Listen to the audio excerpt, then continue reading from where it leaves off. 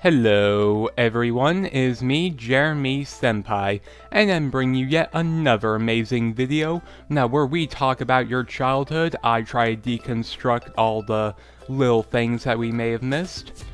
And for this one, we'll be talking about the wonderfully colorful show that is Doug. Doug really was a coming-of-age story in its own right, specifically about the new kid in town, Doug Funny. Basically the kid before he enters his teenhood, his first crush, and all that sweet stuff.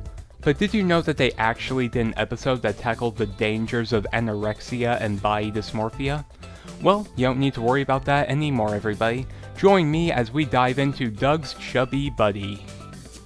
In this episode, we follow Doug's crush, Patty Mayonnaise, as she starts to become a little obsessive about weight loss. And I mean, obsessive to the point that she even starts to imagine what it's like for her to be overweight while running, people calling her fat or fatty, etc., etc. And this actually is what it's like for most anorexics, that no matter how skinny they get, how much weight they lose, they naturally assume that people think that they're fat, think that they're overweight. And in this episode, it really doesn't help the fact that there is this character, a character on a show that the Doug and his friends watch called Briar, who basically bashes over the head that you have to be thin or people won't like you. You have to be skinny or people won't like you. And if you're a fatso, then nobody will listen to you. And it really is a nice colorful commentary on how people view body figures in this day and age, or even any day and age. Basically being over your head that you need to look a certain way for people to socially accept you. There's a right and a wrong when it comes to that. There's nothing wrong with having a good body to promote good health. But it's a different story entirely if you're doing it out of vanity and just doing it to make other people feel bad. Everybody's different and everybody does things in their own way. But you know what? I'll talk about that later. Let's get right back to Patty. The point is that Patty obsesses over this. She obsesses over every little calorie she burns. She starts eating a lot less to the point that she even skips lunch. And she does all this with a huge track meet coming up, but in doing so, she's not getting enough rest. She starts snapping at people, which is, well, that is how you would act if you weren't eating or sleeping. Your mood takes a skydive and you basically lash out at anyone unfortunate enough to be there. It's only until the actual day of the track meet, when Patty is dizzy and is forced out of it, that she finally comes to her senses.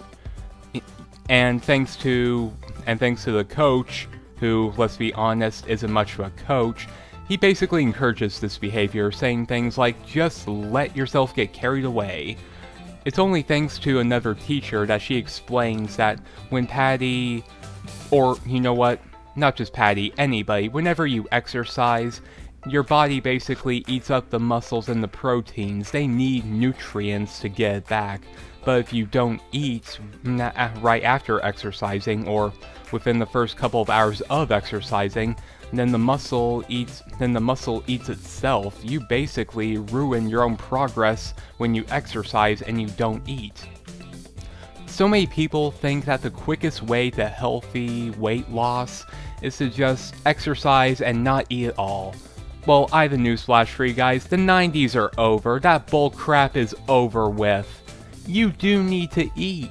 You do need to eat, especially after exercising, because if not, it will mess you up. It will cause horrible, irreversible health problems. You do need to eat. People were made to eat, like it or not. But you can control what you eat. You can do that.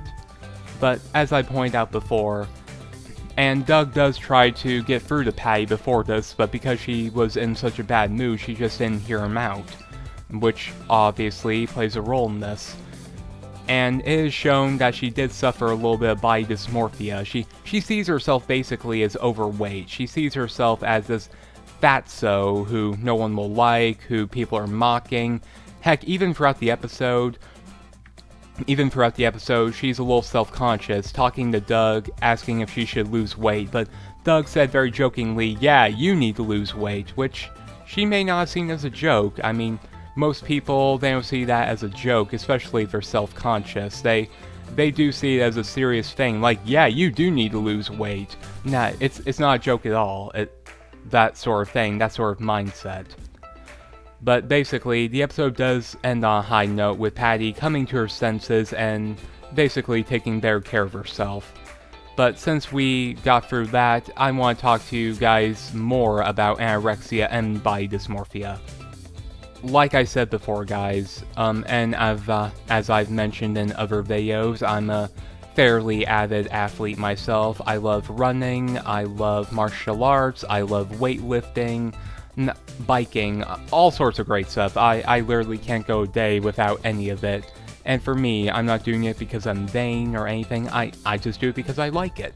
No different than people who like reading or people who like playing video games. Heck, one time I'm on the exercise bike while playing a video game. That's pretty interesting. But anyway, typically what I try to do, for example, if you see these pictures here, these are typically things that I eat almost daily.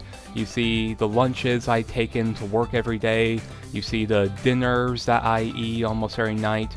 And don't get the wrong idea, I do love a good burger as much as the next guy, but I prefer high quality. Basically, what I typically try to do is I try and make it through the week, basically. I wait until Friday night, and I choose to treat myself with something good. Something real good, not something cheap and bad like McDonald's or Chick-fil-A. I'm talking a good burger, I'm talking good fried chicken, that good stuff, you know. But basically, like I said, there's nothing wrong with treating yourself once a week. Think of it as a reward for a good job. And plus, you'll have something to look forward to when you make it through your week. And since that's so, but that's just me, everybody. Now we're gonna move on to the serious topic. Body dysmorphia and anorexia. The thing about anorexia is that stereotypically, a lot of people think that it's just a women thing, that women only see themselves in that light. No matter how skinny they get, they think themselves as big people. But no, men can go through this as well. Men are as much victim to it as women are. There's no statistics telling you who has it worse off, because in the end, people are vain for the most part. It's not a bad thing, but it's not a good thing either for people to know that they're not perfect, and some people can't handle that well. So I mean, they may look at themselves in the mirror, but all they see are the parts that they dislike, thinking, when it comes to body dysmorphia, all they see are the parts themselves that they don't like. Women thinking to themselves, I need an hourglass, I said hourglass. I need an hourglass figure, I need big boobs, I need a figure that's better. Or guys thinking, I need to be more muscular, I need to look this way, I need to look like whoever. And it is sad because even in this day and age, there are media in general still advertises that this is the way people need to be, that people need to look this way or they'll never be happy. But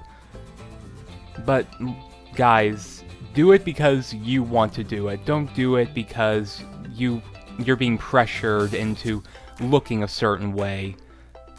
That's not right. I bike and I run because I love the feeling. I love that feeling right there. That to me is the greatest feeling in the world. But just because that works for me doesn't mean it has to work for you. If you guys want to lose a few pounds, great. Go ahead. I encourage you. Some of my favorite YouTubers, some of my YouTube friends on here, a few of them have been victimized by anorexia, especially in their teen years. I mean, one of them started out obese, he calls himself obese, and when he entered his teen years, he became anorexic. He weighed like $120, and he was 16 years old, he looked like Jack Hanma before he took the super steroids.